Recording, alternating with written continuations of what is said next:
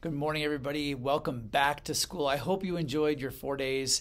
And teachers, I hope you had a chance to enjoy your 4 days as well. And everybody got some rest and is excited to come back. Hey, listen, this week and next week, I'm going to spend time doing videos that are all about mindful practices. Mindfulness is, oh gosh, it's really just, it's that awareness piece on our BEARS acronym of being engaged, aware, resilient, and safe. It's the awareness piece about being aware of other people around you and how your actions impact others. But realistically, mindfulness is just focusing on yourself and trying to get yourself calm enough to be aware of all the things that are in your environment and things going on. So mindfulness practices, we talk a lot about breathing and using tools, kind of training our brain. If you remember, I talked about enjoying life, and that takes some practice and focus to find the positive, because we're so trained to look for things that are going to harm us or worry us or scare us, and we're used to looking at the negative. So the next couple weeks are all going to be about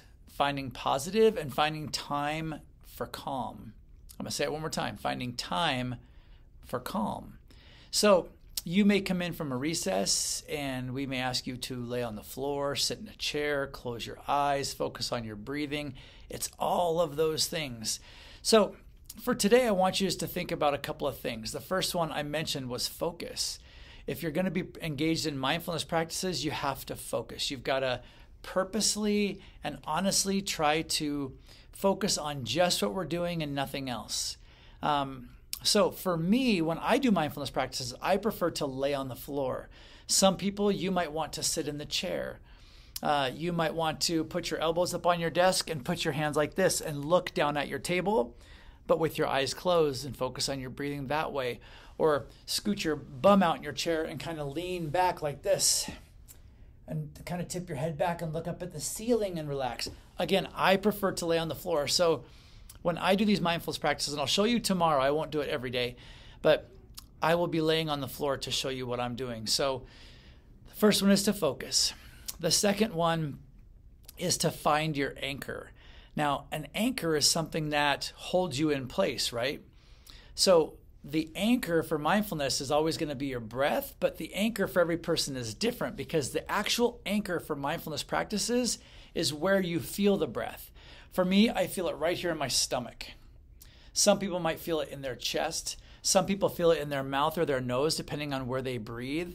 And I even like to lock my fingers like this and put them on my stomach, so I can also feel my stomach go up and come down as I breathe really deeply, and lift up and come down. And again, I'm laying on the floor. That's why it goes up. So for me, that is my anchor, is kind of my belly. And so I talk about belly breathing, because that's one of the things that I like to do, is belly breathing, where you just feel your belly rise and fall, and do it really slowly so you're really breathing deeply.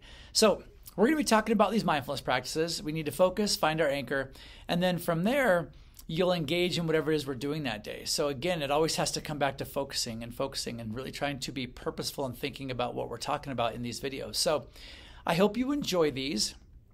Today was just the introduction. Tomorrow I'll do the first one. And teachers, you can also find these on our page down kind of towards the bottom in a black section, or a darker section that says it's under behavioral interventions.